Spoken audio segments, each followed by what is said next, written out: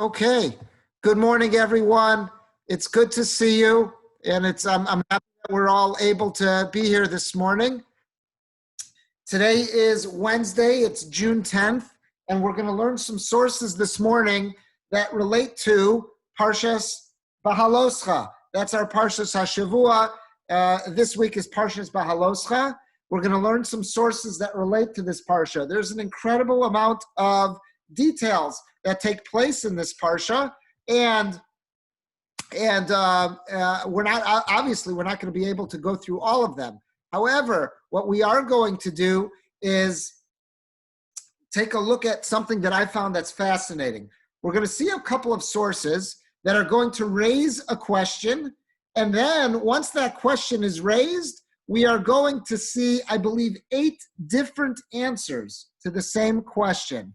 I found this fascinating to see a question that's such an obvious question. It's a glaring question. It's really hidden in plain sight. I don't know why I had not seen it prior to this year or thought about it prior to this year. But once I saw it, I started to look up sources on it. And I saw that all the commentaries, just about all the commentaries on Rashi, want to step in and get involved in this because it's that important of a question. So we're going to see 8 different answers to the same question. So I'm excited, and I hope you'll enjoy this as much as I enjoyed preparing it, and I'm going to enjoy sharing it with you. So let's see. We're starting. I have the share screen functioning, so everyone should see in front of us the source sheet. This is from Parshas Beha'alosecha. Now, just to put this in context, Parshas Beha'alosecha is going to share with us the first of the travels of Israel. After Bnei Yisrael leave Har Sinai, that was the first place where they were encamped. Now they're going to start hitting the road. They're going to start traveling. And this is going to share with us the first of those travels. And we're going to see tragedy strikes pretty quickly. So let's see. It's in Perek Yud, that's chapter 10. It says as follows. Vayihi bashana hashenis. So it's verse 11, Pasuk Yud Aleph. It was in the second year from when they left Egypt. B'chodesh hasheni, in the second month. So if the first month is Nisan, the second month is Iyar. Ve'esrim b'chodesh, on the 20th of the month of Iyar, na'aleh ha'anan me'al mishkan ha'edus. God's heavenly cloud, which announces his presence, lifts up from above the Mishkan, the tabernacle. So that means, again, after the giving of the Torah, Bnei Yisrael has already built the Mishkan. They've been encamped around Har Sinai all this time. And now finally, in the second year, in the second month, which is Iyar, on the 20th day, that's when Hashem gives them the sign that we're going to start traveling to go to Israel now. Because again, this is before the sin of the spies. They were really on their way into Israel. So that was the symbol that it's time to take everything apart and hit the road when the cloud lifts. Yud Beis 12. Vayisu b'nei Yisrael ma'asehem b'midbar Sinai. So the children of Israel traveled on their journey, and they go into the Sinai desert. Vayishkana ha'anan b'midbar Paran. And the cloud settles down again in the desert of Paran, in the wilderness of Paran. So again, the cloud would lift itself up and would go to its destination, and everyone would know that's our next stop. That's where we have to go to. That's how it would work. And this is the first of those travels since they've encamped at Sinai. So that's those 2 psukim. We're going to skip now because then what the psukim do, it tells you the order, which shevet was first, second, third, fourth, etc. That's what it all does. And then a little bit later in that chapter, I'm going to Pasuk Lamed Gimel, that's 33. It tells you how far did they travel in that first move. Vayisume har Hashem derech shloshes yamim. That initial travel was a 3-day journey.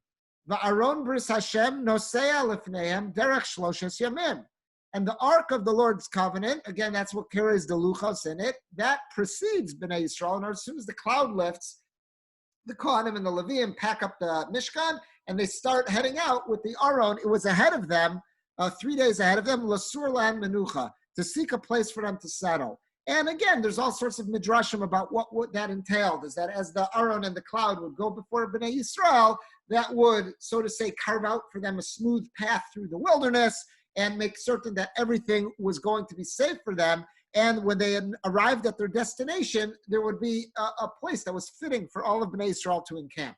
So that's what occurs. we read about the initial departure from Har Sinai. We read how they leave and how it was a 3-day journey.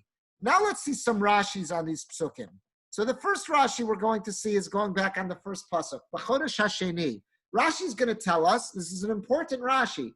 Rashi's going to tell us just how long were Bnei Yisrael camped out at Har Sinai. So Rashi says, B'chodesh Hasheni, it was in the second month of Iyar. Memphis, so it comes out, if you do the math, here's how it all comes out. Memphis Omar, it'll come out, this is what we'll say.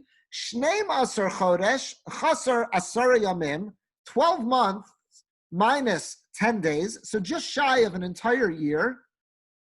Asu b'chorev. That's how long Bnei Yisrael were camped out at Chorev. Chorev is another word for Sinai, for Har Sinai. So just shy of a year, Bnei Yisrael was camped out at Har Sinai. And how does he prove this?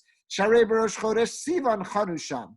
So if you look back earlier in the Chumash, they encamp at Har Sinai at Rosh Chodesh Sivan, right? That's just before Shavuos, right before the Torah is going to be given. V'lo nasu, and they did not leave at Esrim be'iyar l'shana haba, until the 20th of Iyar the following year. So it's just shy of a year that Bnei Yisrael finds themselves at Har Sinai. That's how long they were there for. Next Rashi, which is going on Pasuk Lamed Gimel, that says they traveled for 3 days. So Rashi here tells us that, and this is based on the Medrash, that it wasn't really what it seems. The Pasuk makes it sound like they traveled 3 whole days. So we're going to see here, no, it wasn't. It was actually much less.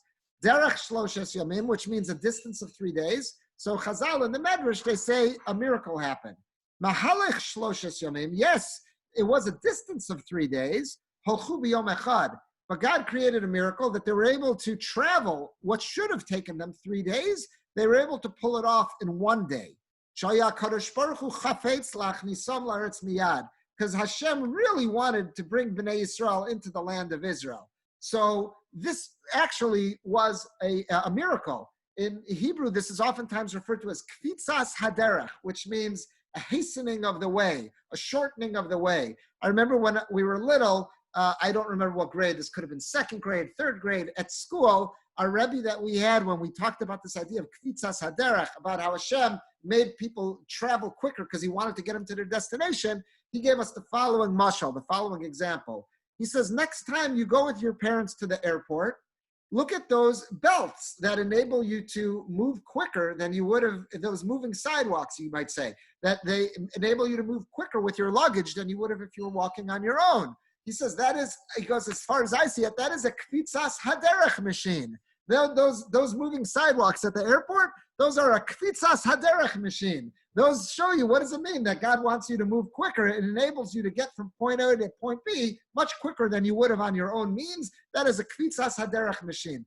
To this day, it's probably more than, it's probably getting close to 40 years later. Whenever I'm in an airport, whenever I see a moving sidewalk, if I'm with Layla, I'll tell her, I'll say, hey, we're about to get onto the kvitzas haderech machine. I don't know why, but that has stuck in my mind. I think it was Rabbi Fishman at the Hebrew Academy of Cleveland. That term has stuck in my mind, and I still think of that every time I get on a moving sidewalk. I refer to it as the kvitzas haderech machine. So that's what Bnei Yisrael experienced with this initial travel. Yes, according to Rashi, quoting the Medrash, it was a 3-day distance, but they pulled it off in 1 day. Hashem made them accomplish far more than what they should have been able to do under natural means. Beautiful. Now it starts to go south. This is the next parak, the next chapter. And startingly, here's what we read. Immediately, there were people who began looking to complain and coming up with evil stuff in the ears of Hashem. And the Lord heard, and his anger flares. And a fire from the Lord burns amongst them, consuming the extremes of the camp.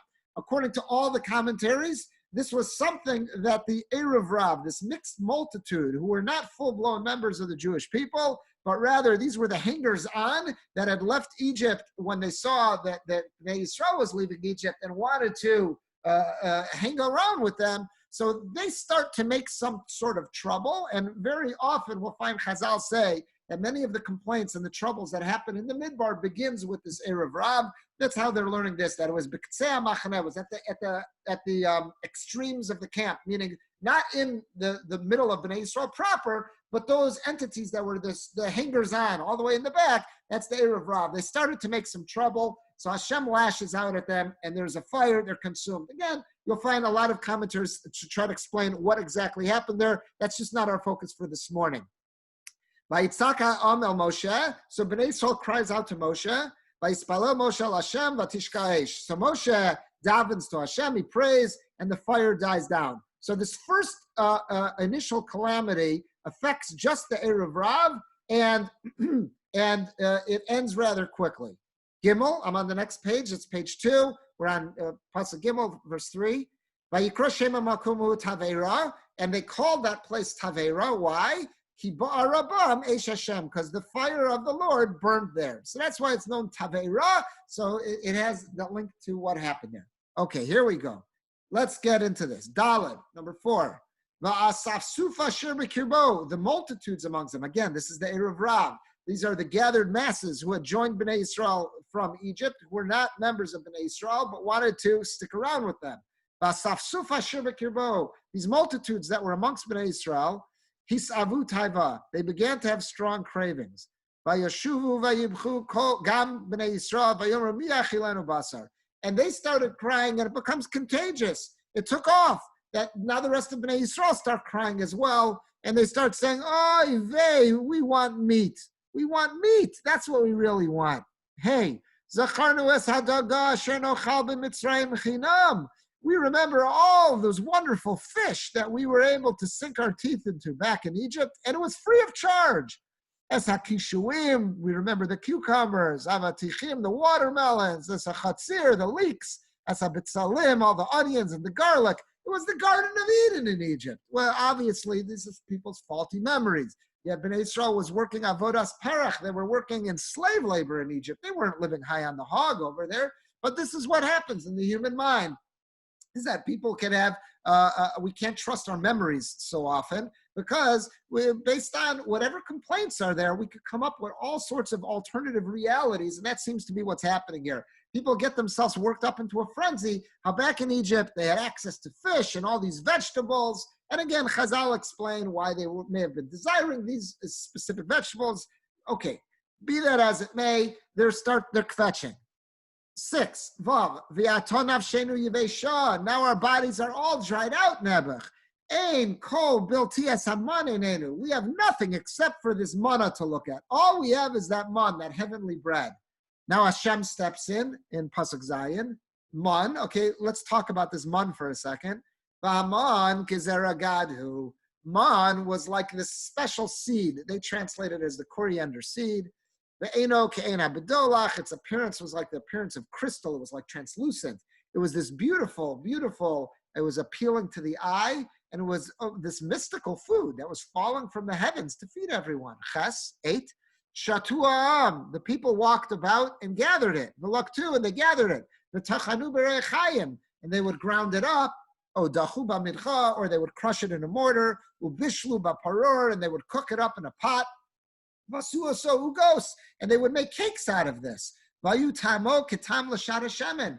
And its taste had the taste like of a beautiful oily cake, meaning it was so succulent, it was beautiful. And Chazal tell us that it was more than that. Our sages tell us that it had the ability to taste like whatever the person was desiring. It was the ultimate treat, what Hashem was giving us. And nonetheless, people were still complaining. Test, this is still God speaking. Uveredes hatala machaneh, and every morning the dew would fall upon the camp. Lila, every evening when the dew would fall on the camp, Yerid Amon Alav. That's when the man would fall on that. So it was almost like there would be a moist layer underneath this man to make certain that it didn't get ruined by whatever it landed on. This is perfect. So it's like Hashem is speaking up, telling you, look how good I'm taking care of Klal Yisrael. I'm giving them this heavenly food. It's beautiful to look at. It's appealing to the eye. It is so nutritious. It's good for the body. It's good for the soul. And now here are people coming up with these bubba maisas that they're complaining. We remember how good we had it in Egypt, all those fish that we had for free. And Chazal say when they say chinam, what they meant was chinam mina mitzvahs. There was no responsibility of performing mitzvahs. When it came to man, Hashem had a way of letting people know how deserving they were. Depending on how a person was doing in their relationship with God and their observance of the mitzvahs, that would dictate how close the man felt to their tent. Did they really have to hike off into a distance to find it? Was it right handy there? How prepared was it? How much work needed to be done? There was responsibility. It was a two-way street to observe the mitzvahs. But when it came to Egypt, we didn't have that kind of relationship with God. It was chinam. So that's what they were complaining about. That's the complaints. So let's see Pasuk Yud 10. Vayishma Moshe Asa'am. Moshe hears what's going on. Bochela mishpachosav. He hears that everybody's crying together with their families. Ish lepesach alo. Everyone's standing at the entrance to their tent. Vayicharav Hashem ma'od. And God gets very angry. Uve'enei Moshe ra. And Moshe considers this whole thing terrible. So we've got this crying fest that's taking place. They just left Har Sinai. It's their first trip into the wilderness. Hashem made this miracle that what should have been a 3-day journey takes place in the course of 1 day. And look what happens already. The kvetching begins. Everyone is making a stink about this, crying about how they miss all the free fish, all these fresh vegetables that they claim they had access to by their slave holders back in taskmasters back in Egypt. And Hashem says just how good the man is, what kind of a treat it was for everyone. Moshe hears about this. Everyone is crying together with their families. God's upset and Moshe's upset. That's where things are at now. Rashi quotes a Gemara and a Medrash that adds one extremely important dimension to this. Rashi's going on that last pasuk. The last pasuk was Yud 10. The pasuk said, "Vayishma Moshe Asa'am." Moshe hears the nation. Bochela mishpachosav. They're weeping with their families. The sages say that the pasuk is hinting to us that there was something else going on. And that's what we're going to see Rashi. Rashi's quoting the Gemara and the Medrash. Rashi says, what does it mean, Bochela mishpachosav? I'm on the bottom of page 2. Bochela mishpachosav. What does it mean that they were crying with their families? Mishpachos nesafim ubochim leparsem terumasam begoloi. So on the simple meaning, it means, that families gathered together in groups and they were weeping together so as to publicize their grievance. That's the simple reading. But our sages tell us there was something deeper going on. Lemishpachosav. What does it mean, Bachala mishpachosav? They were crying with their families. It doesn't mean like the plain reading, that they gathered as families to cry. Rather, al iskei mishpachos. They were crying concerning family matters. Al arayos, all of the forbidden sexual unions, hanesaros lahem, that were made forbidden to them. That's what they were crying about. We had it prior to the giving of this Torah. It was a free-for-all. It was no hold barred. If you wanted to be together with someone, go for it. If it feels good, do it. And as long as everyone's consenting adults, there's no holds barred. But what came along with the Torah? So many restrictions of arayos, so many restrictions of forbidden sexual unions. And now that's got everyone worked up into a tizzy. That's what it means, bochela mishpachasav. They're crying concerning family matters. They're saying this is way too much. What you've done, what this Torah has put on us, all these demands about arayos, that is way too much. That's how Chazal, that's how our sages understand what they're really crying about when it says bochela mishpachasav. Fascinating. Now, someone raises an incredible question on this. The question is first raised by Rabbi Eliyahu Mizrahi. The Mizrahi, I'm on page 3. The Mizrahi, Rabbi Eliyahu Mizrahi, was one of the great Sephardic leaders of, I believe, either the 16 or 1700s. I believe the 1600s. And I believe he lived in Turkey. And Rabbi Mizrahi wrote a super commentary on Rashi. And he quotes this Rashi, and he raises what's such an important question. It should be bothering each and every one of us. Let's read him. So I'm on the top of page 3. He quotes Rashi, V'razal amru, the sages taught us, L'mishpachosav, what does it mean they were crying with their families? Al iskei mishpachos, they were crying about family matters. Al ha'arayos ha'nesaros lam, about all the sexual unions that had now become forbidden to them. So the Mizrahi asks the following very important and logical question. V'lo yadati, I don't know, lama nisaru achshav. Why are they bothered about this now? They were at Sinai for an entire year, and now they're bothered about this? Achar Nisiyasa Har Sinai, now that they've left Har Sinai and traveled this little bit, now Livchos al Shehefrisha Moshe min Arayos. Now they're crying about the fact that Moshe said there are all of these regulations about who you can be intimate with. Now they're crying about this? Kfar Avru Kama Chadashim.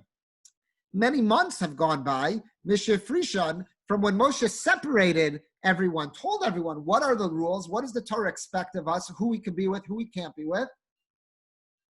He did this months ago, Ad Shenasu Me'ar Sinai, prior to their leaving Har Sinai. And he proves it. Sharei miyom kippurim sheyarad Moshe min hahar. It was on Yom Kippur that Moshe comes down with the second set of luchos. Shuvlo Allah. He didn't go back up. That was the last time he was up on the mountain talking to God for 40 days, was when he came down on Yom Kippur. V'Torah kvar ha'isa misur biyado. He has all the laws of the Torah at that point.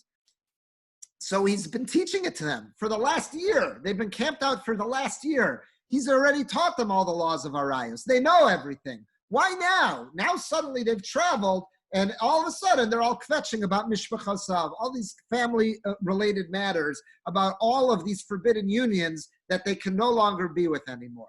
That's a great question, and the Mizrahi is the first one to raise this question.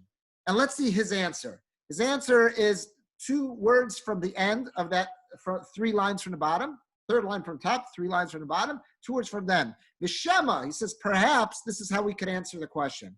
V'shema yesh lomar, maybe you can say, Shia papi shaisa kol Torah kula misares biado. Even though you're right, Moshe came down on Yom Kippur, and he had the entire Torah, all 613 mitzvahs were with him. Mikol makom, nonetheless, lo nemar li Yisrael ela kolachas bizmana. He didn't have this one massive Torah learnathon with Bnei Yisrael that, okay, everyone, gather on. I'm now going to give you all the 613 mitzvahs in one mouthful. He didn't do that. Rather, he spaced it out. And somehow or another, he decided when's the right time during that year that they're camped at Sinai, when's the right time to give everyone acclimation period to let everyone know about all these new mitzvahs. And last line, V'shema, and perhaps Gamba Parshas Harayos, when it came to this last issue about all the forbidden sexual unions, Lo Nemar Li Yisrael Ad Samach L'Nesiyas Me'ar Sinai. Maybe this was the last piece of instruction that he gave over to Bnei Yisrael before they left Sinai. So now they're fetching because it's fresh on their minds. That's the Mizrahi's suggested answer. Rabbi? Yes.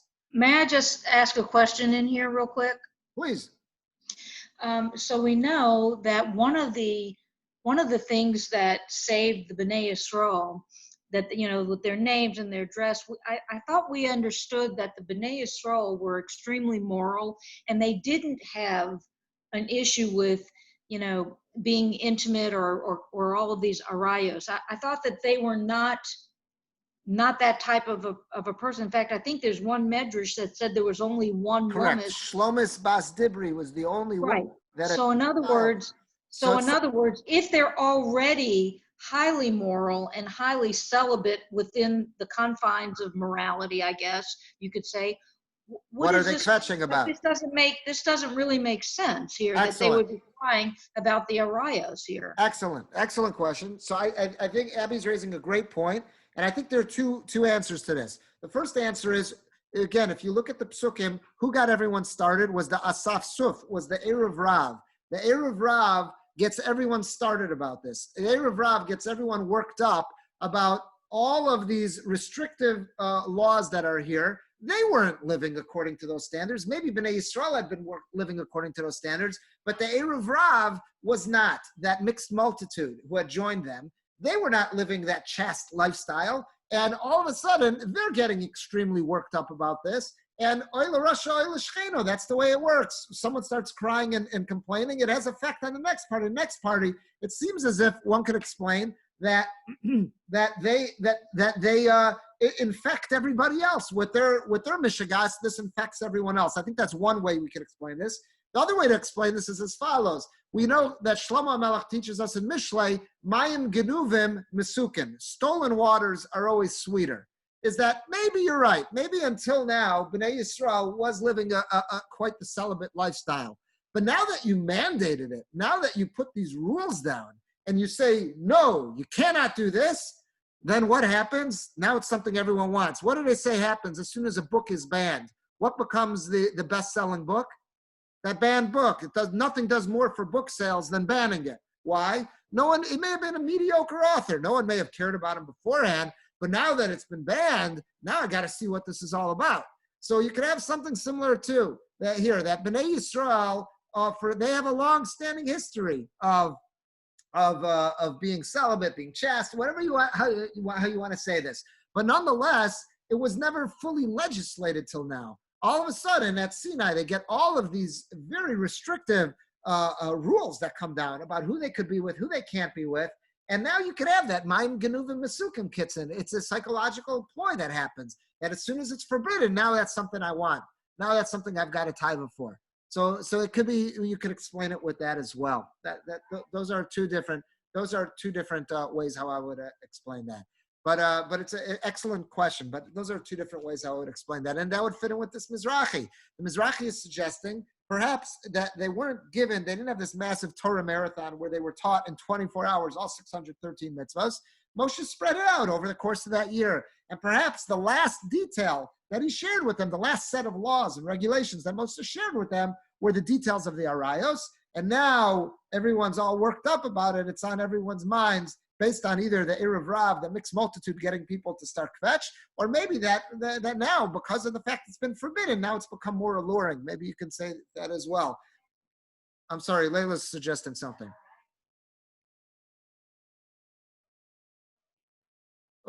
Again, Arayos includes, and we're going to see includes everybody, all of the forbidden sexual unions that are in the Torah, and that would be again all the incestuous relationships, Eshes Ish, being together with someone else's married wife, and any of the relationships that the Torah says are not supposed to take place. So that was the Mizrahi's question. The Mizrahi's question I'm going to share with you now an additional 7 answers to. They're all intrigued by this question because everyone says, wow, that is an incredible question. Again, the Mizrahi's question is that Rashi's quoting Chazal, he's quoting the Gemara, quoting the Medrash, that's saying that what everyone's complaining about now it has to do with the forbidden unions that they can no longer engage in. But why are they complaining now? Moshe, they had this information for over a year. So the Mizrahi's answer is perhaps, he says, Shema, perhaps you can say that they knew about they had this information. Moshe had this information for the last year. He didn't share this part of it until just now. And now when they hit the road, this is what they're complaining about. That was the Mizrahi's answer.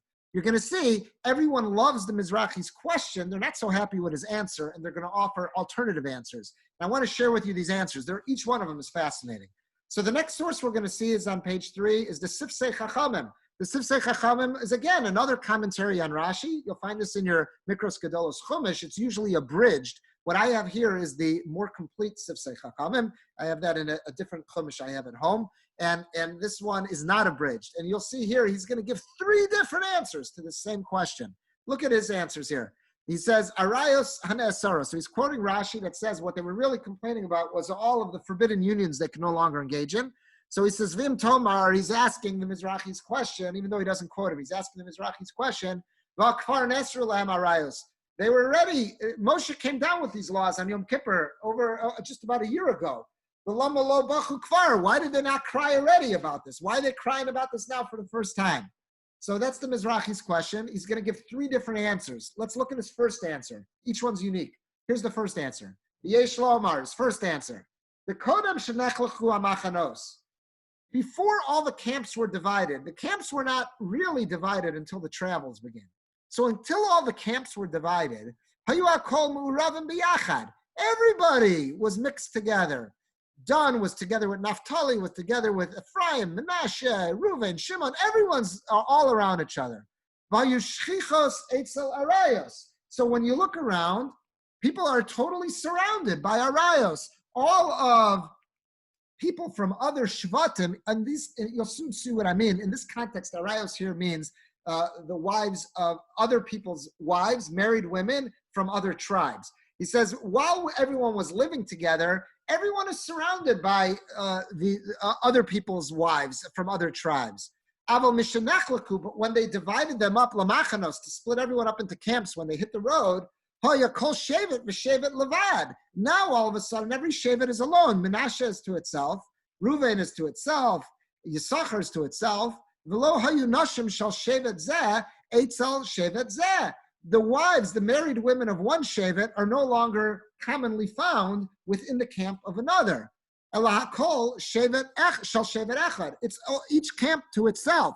So this is almost like what he seems to be suggesting is we're familiar with the adage that distance makes the heart grow fonder. So what happened? Once they hit the road, all the camps are broken up. So now everyone's looking around, all the families, and remember the camps are each tribe is very small still. It's at the beginning of the national origins of Bnei Yisrael.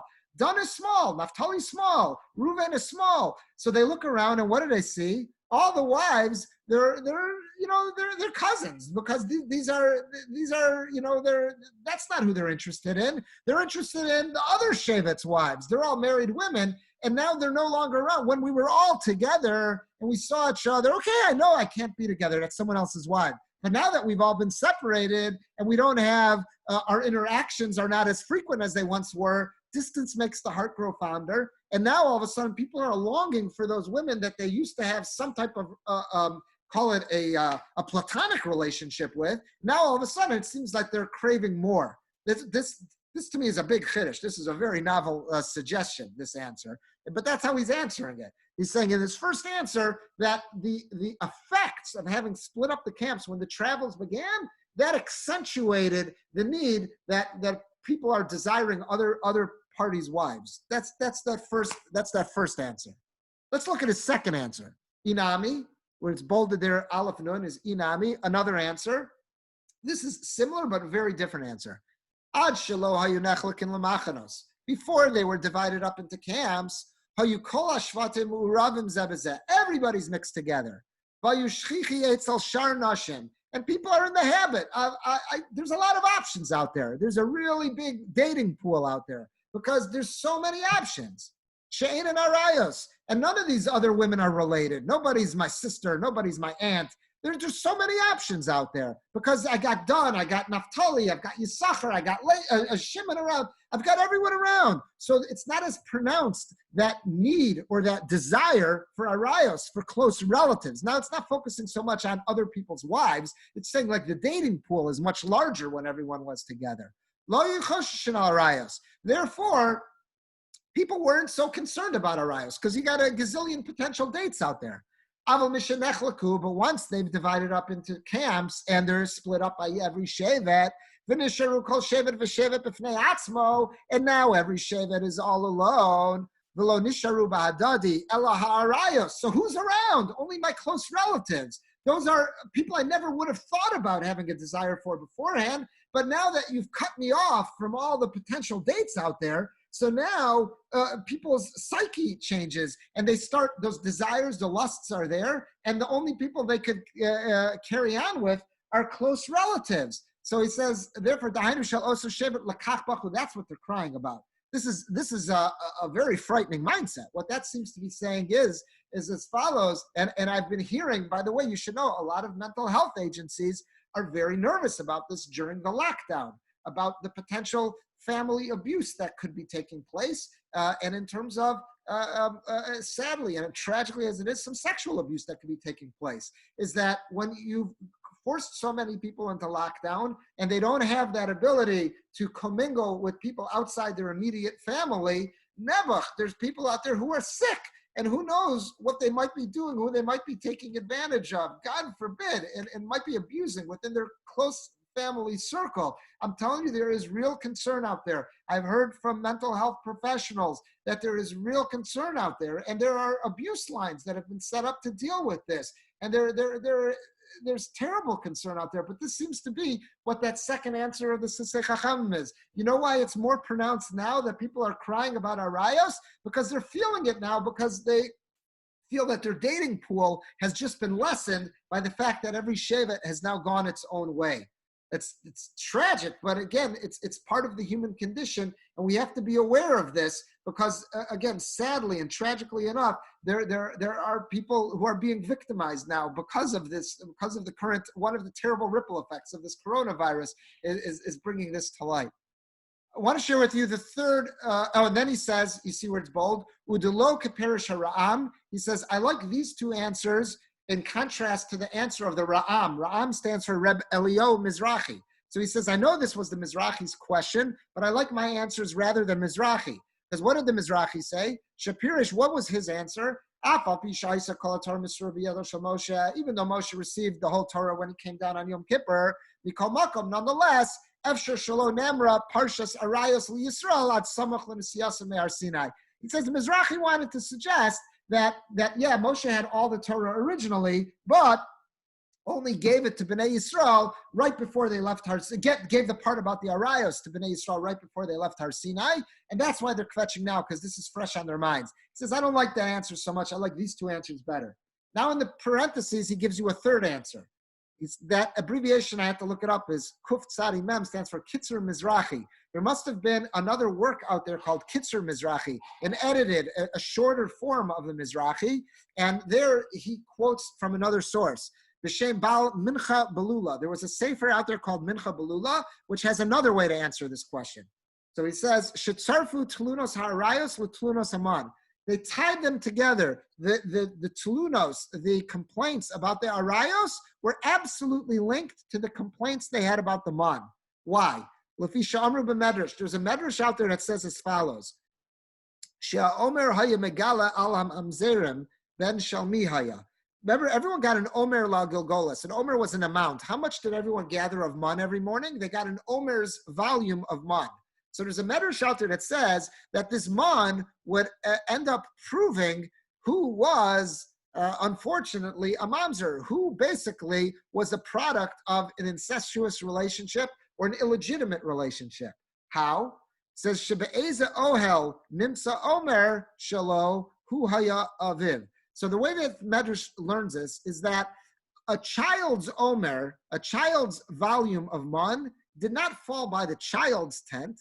The child's omer of man fell by his father. So it becomes immediately clear there were no secrets anymore. If a forbidden relationship had taken place and had produced a mamzer, had produced an illegitimate child, everybody knows about it, because where does the man show up for every child? By the father. So there was, in a sense, this is the ultimate paternity test is taking place when the man comes down, because now everybody knows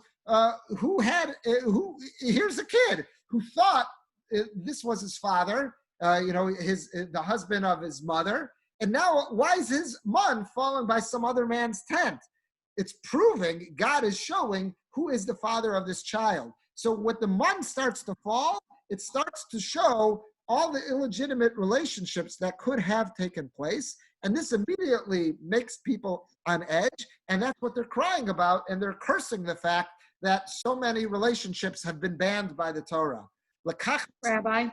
Yes.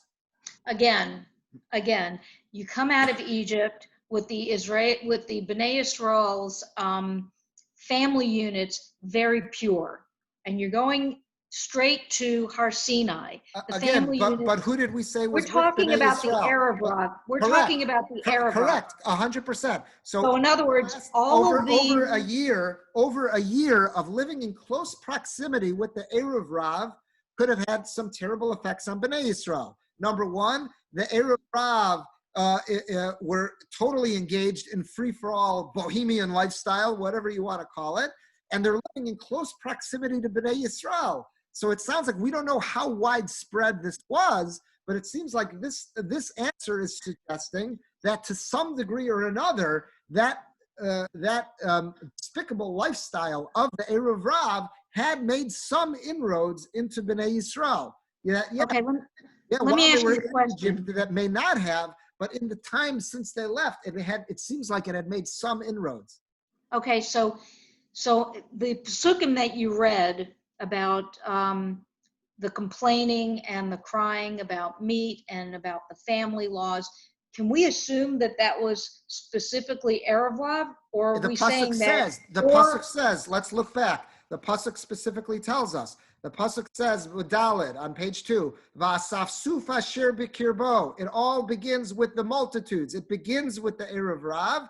They're the ones who start to cry about the meat, the vegetables, and they're the ones who get everyone started to start crying with everyone else, and it results in pasuk Yud about bochel mishpachosav, that they're crying about family matters. So it begins with the Erev Rav. It all starts with the Erev Rav. They get people worked up about the food, and it turns into also being worked up about the forbidden. So we're saying that it wasn't just the Erev Rav referring Correct. to in these psukim, that it was the entire Bnei Yisrael. They start it and get everybody worked up into a frenzy. Correct. Okay. How many people were actually guilty of living that bohemian lifestyle of the Erev Rav? That we don't know, but we do know that everybody's crying about this. And that's what this last idea that was in that Sifsei Chachamim says. They're absolutely linked together. The last words of that was lekach nisarmu alaman. That's why they were crying about the man. It wasn't so much about the fact that they missed meat and they missed vegetables and they didn't like the man. What they hate the man is that the man is the ultimate paternity test that's making them look bad. Right. That makes sense. That makes sense. But then again, we would also have to reconcile the Parsha of Balak, where Bilam also says, correct. How Now goodly are your tents. that In is other words, years. That is it just doesn't. Close to 40 years later, when this situation has been Okay. the Erev Rav has been eradicated, and Bnei Yisrael has been living a disciplined life according to the Torah all those years in the wilderness. And one of the big disciplines was the man, which could be the big potential shamer because it was a massive paternity test. So again, All right, that makes sense. Balak comes, you're close to 40 years later. So the Bnei Yisrael you're looking at in Parshas Balak is not necessarily the same Bnei Yisrael you're looking at now.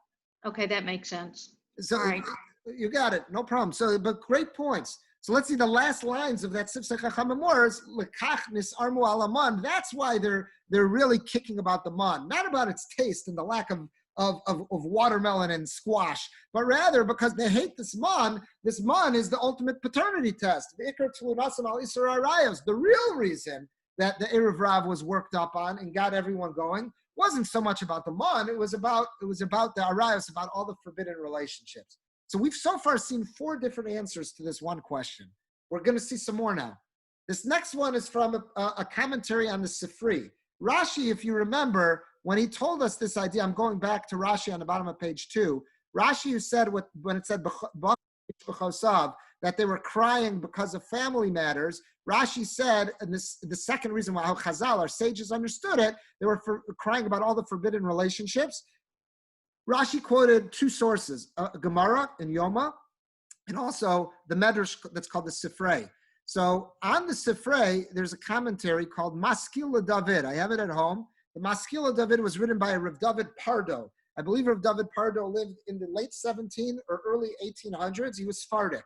And what's amazing is this Rav David Pardo, he wrote this Maskil David. I'm just going to fast forward to the next page. He also, he wrote that Maskil David, which is a commentary on Rashi, but he also wrote what I have on page 4, which is a commentary to the Sifrei called Perush Sifrei de Beirav. So it's the same author, that Rav David Pardo. We're going to see 2 different answers. The same author is going to give us 2 different answers. So we're first going to see Maskila David. Maskila David is a commentary to Rashi, written by this Rav David Pardo. And Rav David Pardo is bothered by the same question, but look, see what he answers. Very different answer. Bochel mishpachosav, that Bnei Yisrael was crying with their families, and Rashi said that meant al iske mishpachosav, about all the forbidden relationships. So let's see what the Maskila David says. He's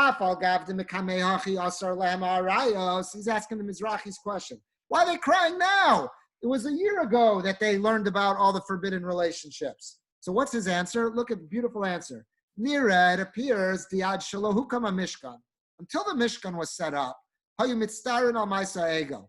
Bnei Yisrael was working on tshuva for what they had done wrong with the incident of the golden calf. Sha'adayin lo niskaper lahem legamrei. They hadn't been fully atoned. They hadn't been fully forgiven. Lo yanostan liban lisa nashim. Nobody's thinking about bohemian lifestyles and who they could get together with and have the parties going. Nobody's thinking about that now. They're concentrated. They feel so guilty about the ego and about what they've done wrong. And once the Mishkan gets set up in Nisan,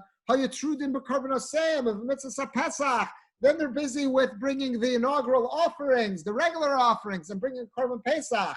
Only after they left the camp out at Har Sinai, now they start thinking about, okay, let's get life back to normal, and who can we get together with?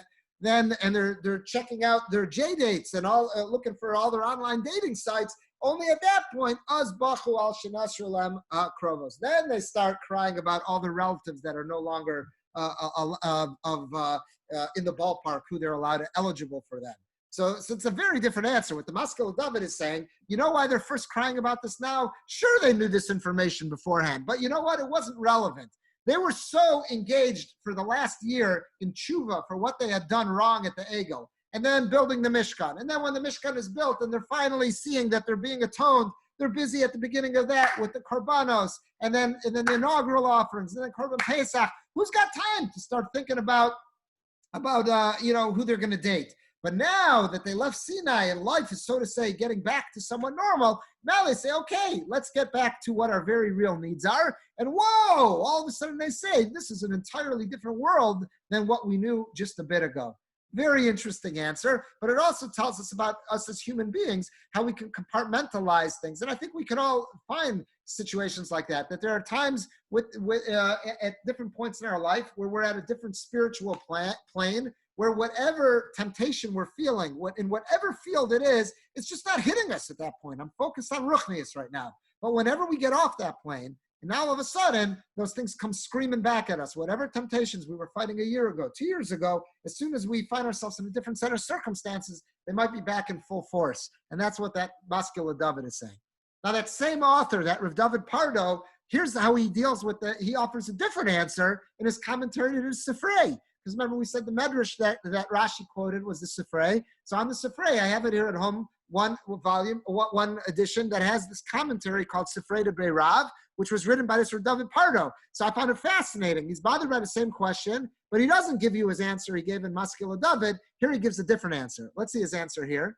He says, Lefia Nias Daiti Nira. He says, he goes, here's what I would suggest to answer this. I didn't bring down his question. It's the same question. How would I answer it?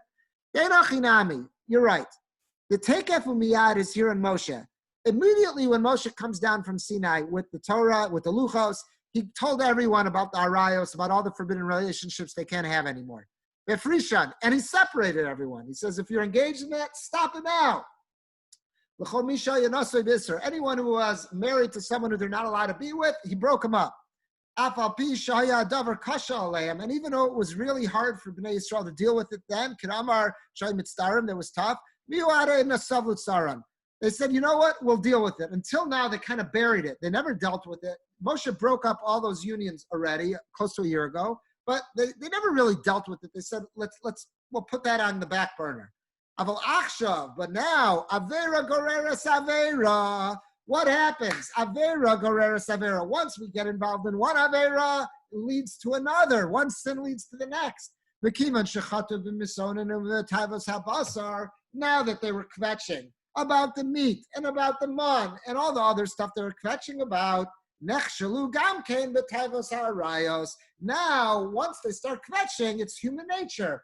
Kvetch about one thing. Now here's something that could have been buried for the last year, and they thought was resolved, but it wasn't. It wasn't resolved, and now it comes to the forefront, and that's what they're kvetching about as well, about all the forbidden unions. And people started to go back to those wives that they were originally with, that Moshe broke them up from. People who may have been involved in some kind of incestuous relationship, whatever it was, or even if it wasn't incest. And this gets back to Abby's question. Who says, what's so wrong about a guy marrying his aunt? If an uncle could marry their niece, what's so wrong about a nephew marrying their aunt? Yet the Torah says no. We don't view that as incest. We don't know. The Torah says no to such a union. Let's say it was, there's plenty of unions on the Arayos list, which are not full-fledged Ashes Ish, which are not full-fledged, and this would be another way to answer Abby's question, is that yes, in Mitzrayim, everybody was celibate and everybody was chaste, and they may have stayed away from another married man's wife. But who says they stayed away from their aunt? What's logically wrong about a guy being married to their aunt, assuming the ages all match up? If a man can marry his niece, why can't the nephew marry his aunt? What's the real difference? Who says they were makbid on that in Mitzrayim? But that's one of the arayos. Who says being together with a wife and the wife's sister? That says that's isha alachosa, that a person's not allowed to marry two sisters. Again, that's not going after a married woman. Who says in Mitzrayim they were makbid on that? That's not something that's clearly, immoral or clearly forbidden. The Torah says no to. So there could have been a lot of the arayos, not just the married wife stuff. Could have been a lot of the arayos that Bnei Yisrael was very challenged with. And they said, Rabbi, that makes more sense because we know that the Shvatim married within their family. correct, We know 100%. that Yaakov married sisters. 100%. So there could have been a Okay, that makes more sense right there. Yeah, that could be. That's another approach. What was forbidden before the Torah, what was not forbidden before the Torah is now forbidden. Correct. So Aisha, Okay, a married woman, was always off the bat. And that Bnei Yisrael were makbid on. They never went down that rabbit hole. But maybe with some of these other ones, those weren't forbidden. They could have been fine with them till now. Now all of a sudden, all these options are gone. So they were fine for a year. They didn't kvetch about it. But now that they're kvetching and being misowned and they're complaining about other stuff, now they're avera goreres avera. Now they'll start to complain and have complaints against Hashem and Moshe about this as well. That's what he offers in that piece. Let me just speak outside because we're running short on time. I want to speak outside this seventh source, that Be'er Basadeh. The Be'er Basadeh basically says the following idea.